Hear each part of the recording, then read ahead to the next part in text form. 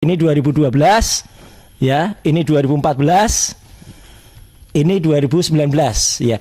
Dan ini juga lucu sebenarnya. Dari 2005 sampai 2014, penandatangannya sama semua. Apakah Profesor Dr. Muhammad Naim itu menjadi dekan selama itu dari 2005 sampai dengan 2014? 2005, 2010, 2012, 2014. 2014 sama penandatangannya. Ah, itu kan ini kan aneh. Nah, itu tadi, itu baru tadi siang yang kita dapatkan dari KPU.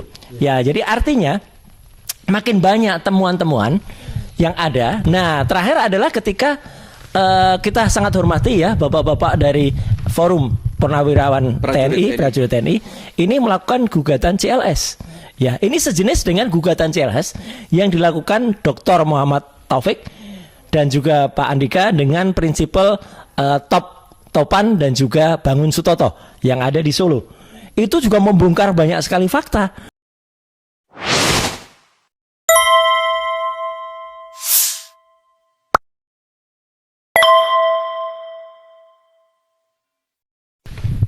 Jadi kami melihat ketika penetapan Mas Roy sebagai tersangka, itu ada beberapa pasal-pasal yang dimasukkan oleh Polda Metro Jaya. Setelah kami kaji pasal-pasal itu, ternyata ini pasal memang saya melihatnya berbau kriminalisasi pasal-pasal ini gitu.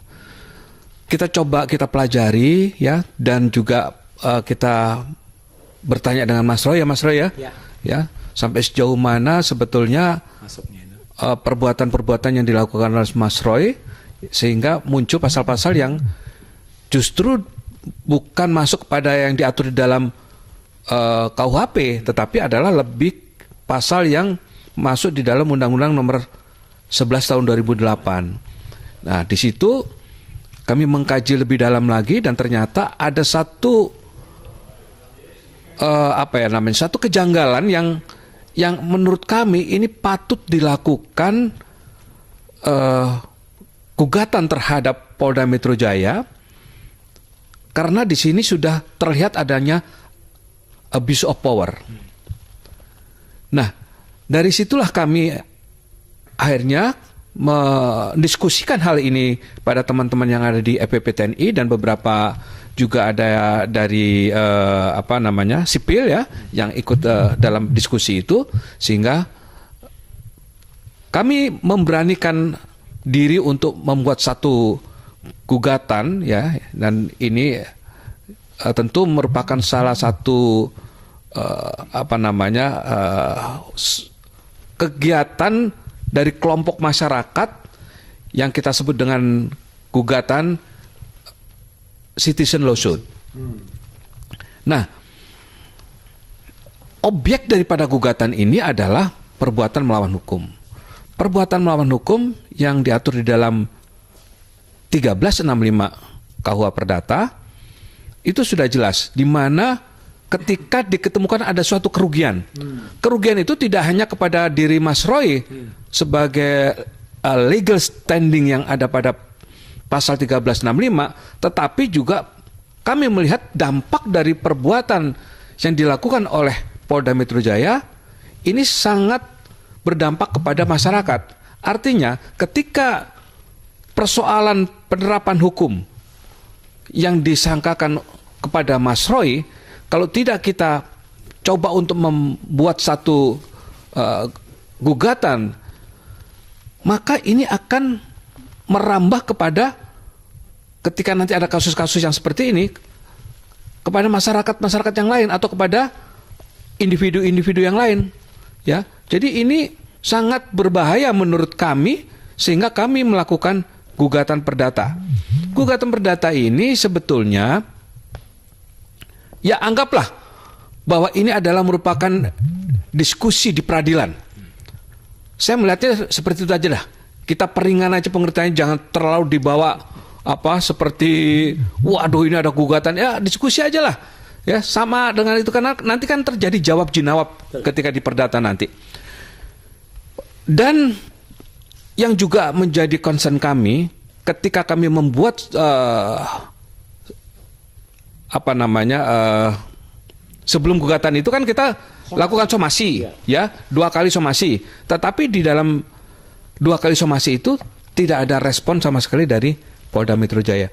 Awalnya kita berharap bahwa itu ada respon, kita bisa ada diskusi dengan Polda Metro Jaya, clear sampai di situ, kita mempunyai jalan tengah atau nanti ada suatu kesepakatan seperti apa, itu kan akan lebih baik daripada kita sekarang melakukan gugatan perdata ke Pengadilan Jakarta Selatan. Kira-kira seperti itu. Iya, ini untuk Mas Roy ya, biar saya beralih ke Mas Roy dulu.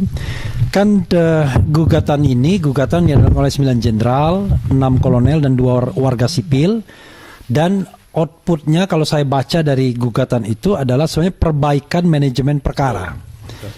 Dan misalnya tidak menyelundupkan pasal, karena dianggap pasal-pasal Undang-Undang ITE dengan ancaman hukuman mulai dari 2 tahun sampai kemudian 12 tahun gitu. Pasal 27A, pasal 28 ayat 2, pasal 32 ayat 1, pasal 35 itu dianggap pasal-pasal penyelundupan yang tidak sesuai dengan peristiwa atau fakta hukum yang ada. Nah, cuman masalahnya orang akan bertanya, ini untungnya, ruginya apa bagi Mas Roy dalam proses yang sekarang menersangkakan Mas Roy? Silakan Mas Roy. Baik, terima kasih Mas Roy. Ini untuk semua pemirsa RH Channel ya. Jadi artinya adalah inilah salah satu cara kita melakukan diskursus atau melakukan pembelajaran sekaligus kasus ijazah palsu 99,9% Jokowi ini adalah laboratorium ilmu pengetahuan, termasuk salah satunya laboratorium hukum di Indonesia. Karena apa? Kita tidak kemudian hanya klasikal, ya, memanfaatkan dan tunduk kepada misalnya proses letterluck ya, atau proses yang sesuai dengan buku yang dilakukan oleh misalnya kepolisian sekarang. Nah, jadi artinya ini adalah laboratorium ilmu pengetahuan yang sangat bagus karena kita tidak hanya secara klasikal atau letterluck ya, mengikuti apa yang sudah ada. Jadi misalnya ada seseorang kemudian disangkakan pasal ini, kemudian dia ikut aja, atau kalau dia ikut biasanya orang melakukan apa yang disebut praper atau pra peradilan yang diputuskan oleh hakim tunggal. Nah, itu yang kemudian banyak sekali ketidaklancaran atau ketidakbenaran prosesnya, karena orang bisa menebak itu biasanya percuma saja gitu. Nah, makanya ada beberapa langkah yang dilakukan. Terima kasih Mas Refli sudah banyak sekali memberikan masukan bersama dengan tim hukumnya. Antara lain yang kita lakukan adalah apa? Ada teman-teman lain yang menguji keabsahan dari legalisasi ijazah. Ya, itu misalnya adalah yang ada di KIP. Ya, ada kelompok Pak Dr. Punatua, ada kelompok Bon Jovi. Yang hari ini saya tadi juga siang tadi kebetulan menyertai Bon Jovi untuk mendapatkan bukan hanya salinan ijazah, tapi juga syarat-syaratnya sejumlah 40 syarat yang ternyata tuh banyak bolongnya. Dan itu akan bisa digunakan untuk pembelajaran berikutnya atau untuk kasus ini juga. Karena misalnya tidak ada kopi legalisasi ijazah SMA-nya. Tidak ada pernyataan sudah pemeriksaan kesehatan baik secara jasmani ataupun rohani di RSPAD. Padahal di list depan ada gitu, tapi ternyata setelah dicek tidak ada. Nah, itu. Kemudian kita juga nemukan case waktu itu KPU di Solo sudah memusnahkan berkas-berkasnya. Itu kan harus dikejar. Kenapa kok memusnahkan? Apalagi ada indikasi waktu itu adalah Solo itu sebenarnya waktu itu dia belum menggunakan titel yang sekarang gitu ya. Jadi waktu itu masih ceritanya masih kita kejar terus. Apalagi di Solo itu faktanya ijazah yang digunakan atau salinan ijazah tahun 2005 dan 2010 itu sama persis. Dan itu nggak mungkin bisa sama persis dan bukan cap basah. Jadi itu hanya fotokopi saja dipakai 2 kali. Itu seolah-olah seperti itu ditarik dari tahun yang lebih baru digunakan untuk tahun yang lama, karena tahun yang lama memang tidak pernah ada. Antara 2000 berapa, Mas? 2005 sampai 2010 ketika dia wali kota. 2005 sampai 2010. Iya. Oh, itu ya. Udah jaraknya berapa tahun itu, Pak? Lah iya, tahun, ya? Iya 5 tahun. 5 iya. tahun tiba-tiba muncul sama gitu ya? Iya, sama gitu. Ya. Jadi legalisasinya sama dan itu berupa sebuah fotokopi ya. Izin saya keluarkan nanunya. Boleh. Ya, ini. Ya, perlu, Mas. Ya. Izin. Nah, ini aja. Enggak usah wayangnya enggak. Jadi artinya pemirsa area channel juga bisa. Ini tadi saya terangkan juga di kasih contoh Mas, di depan 2005 ya. Ya. Dikeluarkan 2005, Ya. kemudian 2010 muncul Ya. lagi tapi sama persis. Iya, gitu. inilah.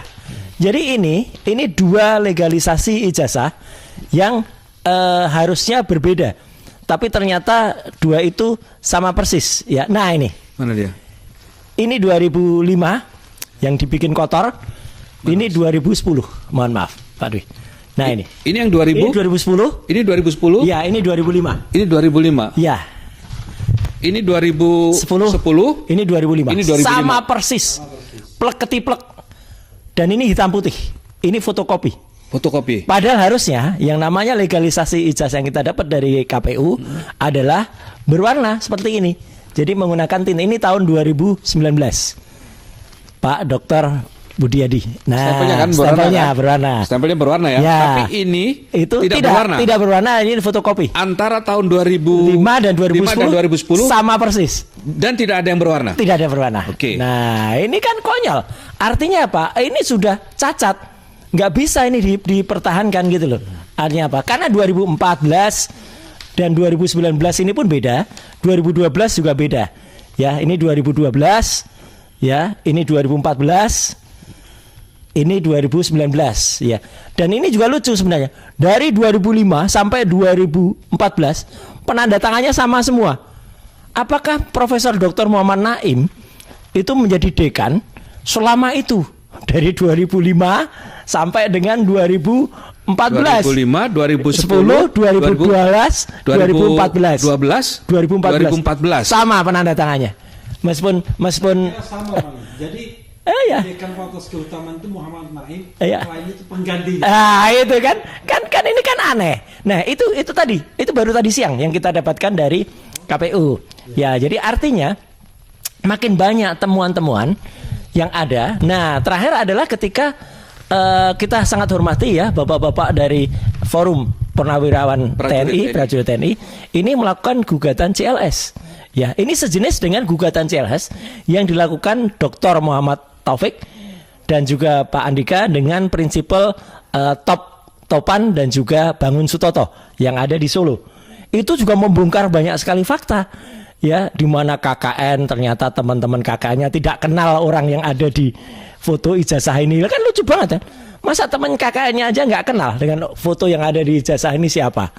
Ya, padahal itu foto KKN. Kemudian di situ terungkap cerita yang dulu KKN-nya katanya di Desa Ketoyan ada orang naik Vespa diboncengin beli gitar listrik, tapi ternyata di Desa Ketoyan itu gitar listriknya baru masuk tahun 90.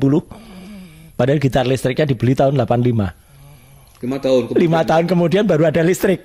Ya, lah masa gitarnya mau dikasih baterai? Pakai aki. Atau pakai aki? Ya kan ini kan konyol banget gitu. Ini kan konyol banget. Jadi artinya inilah kreativitas kita sebagai manusia berikan rahmat oleh Tuhan Yang Maha Kuasa, oleh Allah Subhanahu wa taala untuk menggunakan otak kita.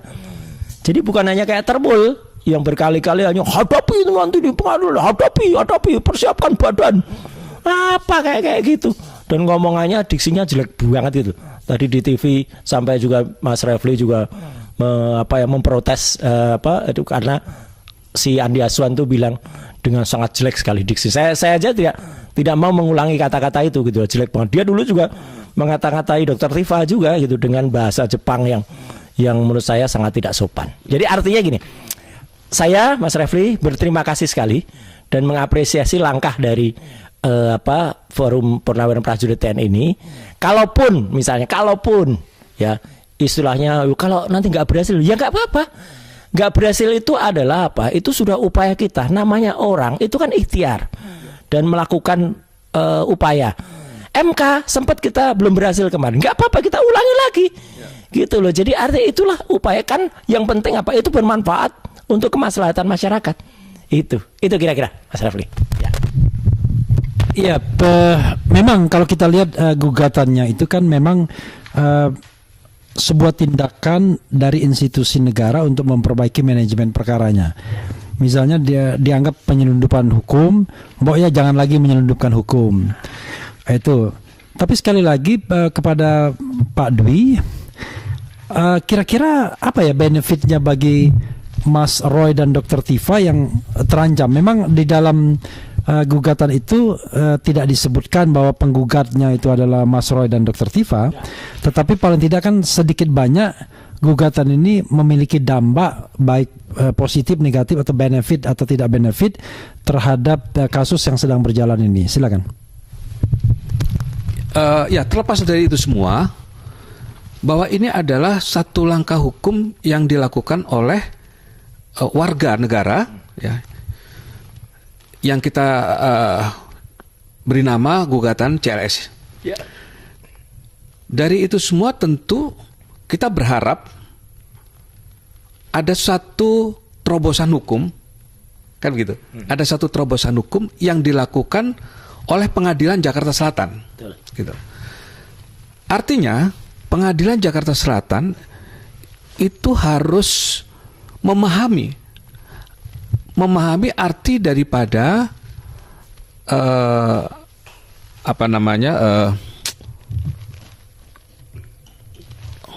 Gugatan CLS ini akan melakukan itu judicial activism, ya, memahami arti dari judicial activism. Nah, ketika masuk kepada ruang yang diberikan dengan undang-undang yang sudah mengaturnya di dalam undang-undang undang-undang kekuasaan kehakiman pasal 10 ayat 1 dan 5 ayat 1, seharusnya hakim berani untuk melakukan proses gugatan kami ini. ya. Walaupun tadi di dalam acara di CNN itu ada satu satu pertanyaan juga ke saya, dan dia juga menyampaikan bahwa ini harusnya pra peradilan, kan begitu, Mas Roy ya tadi ya, ya. Ini harusnya pra peradilan atau gugatan perdata atau gugatan petun, ya. Ini semua adalah proses hukum yang bisa diambil atau dilakukan oleh warga masyarakat siapapun. Betul. Jadi si Andi tidak bisa memaksakan harusnya pra peradilan. Loh, kami mau pra peradilan atau tidak, itu urusan kami. Gitu. Kemudian kenapa nggak berani? Mas Roy kenapa Bukan masalah nggak berani? Kan begitu tadi pertanyaan kan? Kenapa nggak berani ajukan pra peradilan? Persoalannya bukan tidak berani kan sebetulnya kan? Ya kan? Tapi hak pada Mas Roy, ya, hak konstitusi yang ada pada Mas Roy, mau mengambil langkah hukum apapun, itu adalah hak Mas Roy. Bukan bicara soal berani dan tidak berani. Nah, untuk itu, dengan adanya gugatan kami ini, mudah-mudahan hakim bisa memahami arti daripada judicial activism. Betul. Yang diatur di dalam pasal 10 ayat 1 dan 5 ayat 1 Undang-Undang Kekuasaan Kehakiman nomor 49 tahun Undang-Undang Kekuasaan Kehakiman nomor 48 tahun 2009. Ya. Gitu. Mudah-mudahan hakim bisa masuk ke sana dan berani untuk memutus perkara ini. Ya. Gitu Mas Roy. Iya.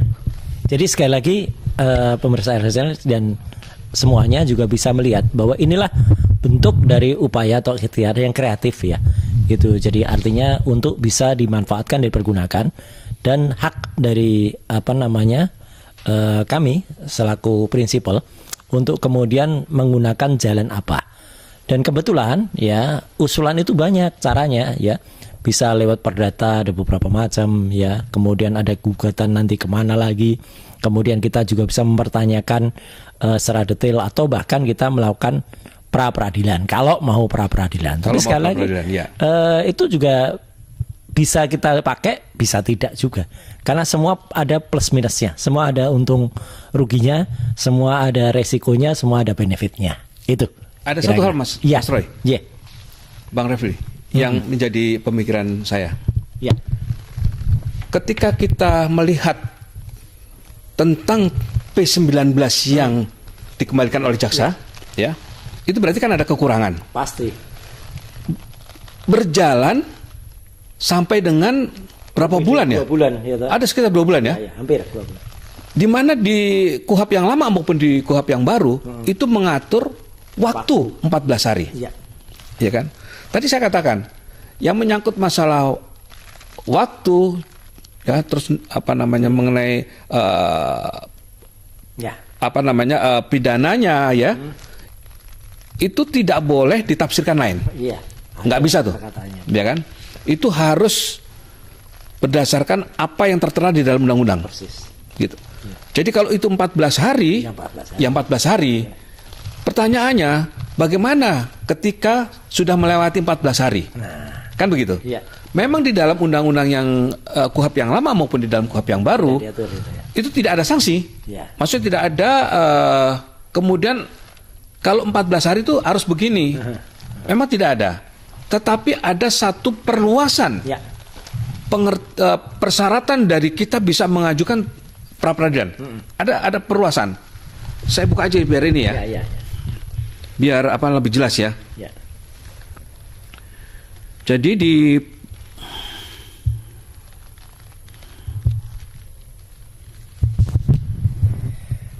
Ya, artinya apa? Sekarang juga kami ini sedang menerima perubahan pasal ya, perubahan penerapan pasal dari KUHP lama ke KUHP baru dan juga KUHP lama ke KUHP baru.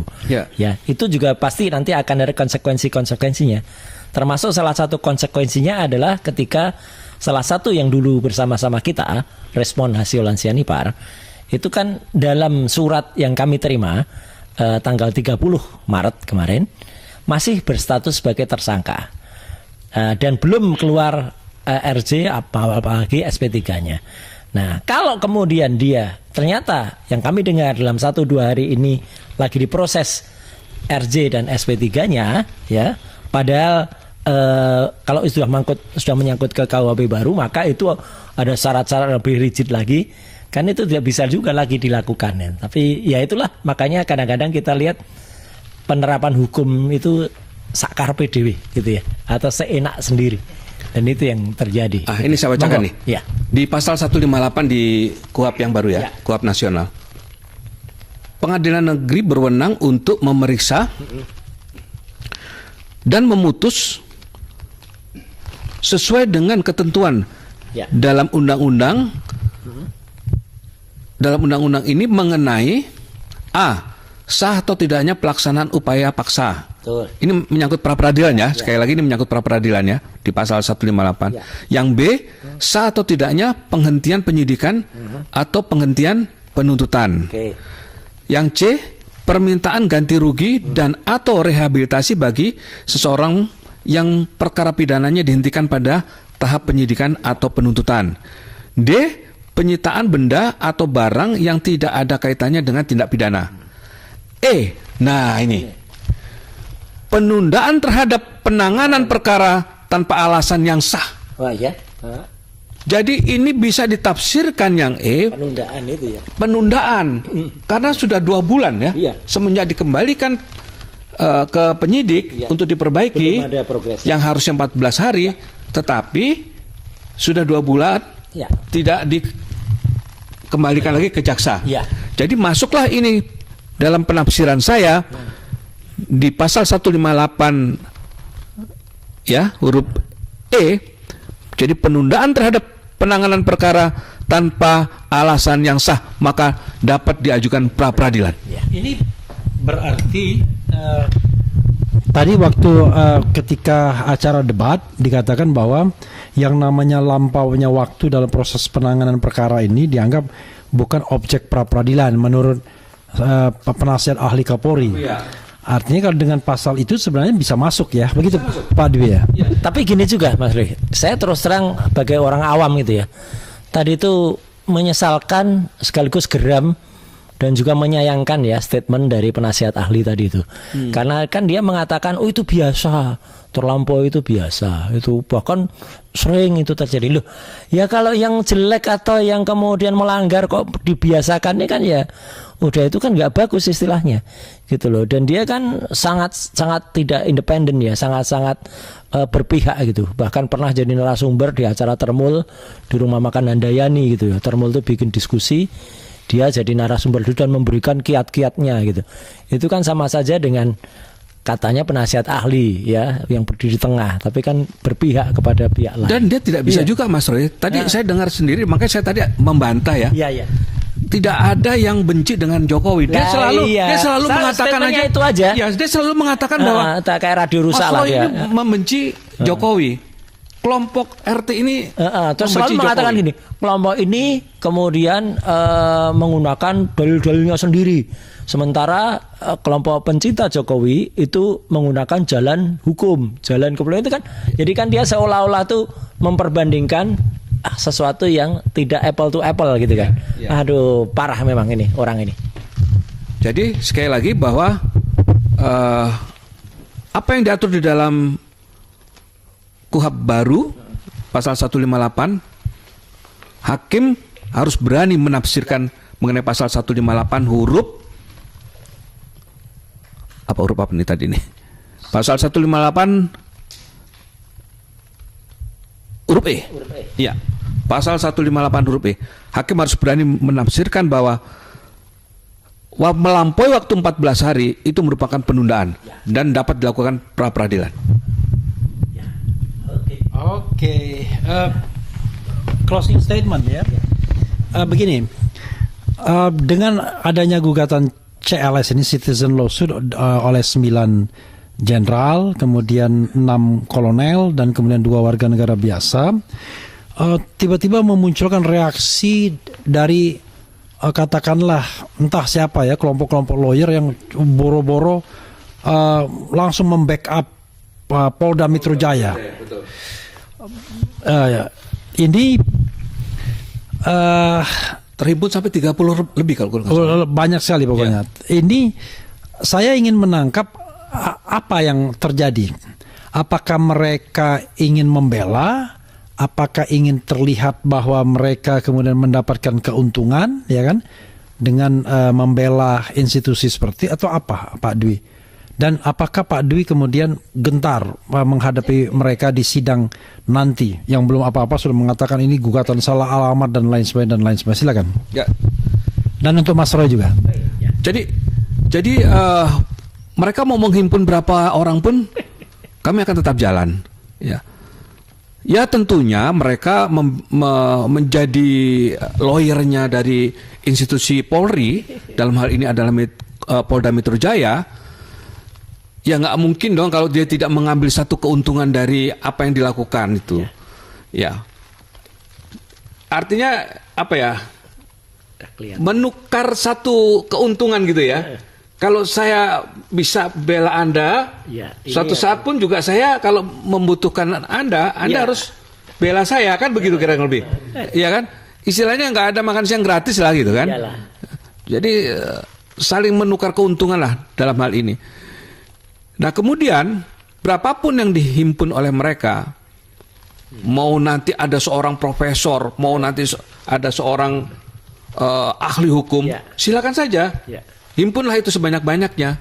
Tapi kami ya tidak akan menghentikan gugatan CLS sampai dengan proses hukum itu selesai. Karena begini, kita tidak bisa bicara selesai di dalam tingkat pertama. Betul. Karena upaya-upaya hukum itu kan ada gugatan di tingkat pengadilan negeri, kemudian pengadilan tinggi, kasasi dan PK. Nah, ini harus kita lalui dulu semuanya. Ya, jadi jangan sudah apa tadi yang dikatakan salah alamat. Ya kan? Salah alamat itu kalau soal bicara salah alamat, ya kalau mereka nanti merasa gue nggak ngomong di sini lah, ntar gue saking ngajarin ilmunya sayang. Ya silakan aja kalau mereka salah alamat, ya silakan aja. Itu hak Anda untuk bicara seperti itu. Ya. Tadi sih mau ngomong, tapi nanti takut. Iya dipakai. Karena kita sama ijazah ini kita dulu juga wah ini kurang watermark, ini kurang emboss, tambahi watermark sama emboss. Jadi ya makanya saya tutup dengan kata kunci ya jangan kemudian kita mengulangi lagunya Ayu Ting Ting. Salah alamat. Itu ya. Jadi thank you. Ya, sobat era sekalian, itu tadi interview kita ya dengan Oke. Ya, masih live ini Pak Dwi ya. Jadi saya mau tutup Mudah-mudahan nanti gugatan CLS-nya ini berhasil, paling tidak berhasil memberikan pembelajaran kepada publik bahwa kalau Anda pejabat publik, Anda tidak boleh sewenang-wenang menggunakan kekuasaan untuk menersangkakan atau mengkriminalisasi warga negara. Apalagi kemudian pasal yang dikenakan tidak tanggung-tanggung sampai 12 tahun penjara untuk sebuah tindak pidana yang sesungguhnya hanya diancam dengan ancaman hukuman 5 tahun di bawah 5 tahun, dan bahkan kadang-kadang cuma terbilang bulan saja sebenarnya ancaman hukumannya. Tetapi ini kemudian diglorifikasi sedemikian rupa seolah-olah ini adalah sebuah kejahatan yang pantas diganjar dengan 12 tahun penjara. Nah, inilah yang saya lihat sebagai, bukan kita, tapi saya lihat dalam gugatan itu sebagai sebuah hal yang dianggap sebagai abuse of power yang dilakukan oleh penyidik Polda Metro Jaya dalam penetapan Roy Suryo dan Dr. Tifa sebagai tersangka. Masih respon juga sebenarnya, karena kalau dalam pemberitahuan terakhir respon belum di remove. Yang sudah di remove baru Egy Sujana dan Damai Hari Lubis. Oh memang iya, nama kita sudah bukan lagi RRT tapi Troy. Tifa dan Roy. Tapi kalau ditambah Troy itu Tifa, Roy and Tifa Roy's Advocates. Jadi Troy dan Troy ya.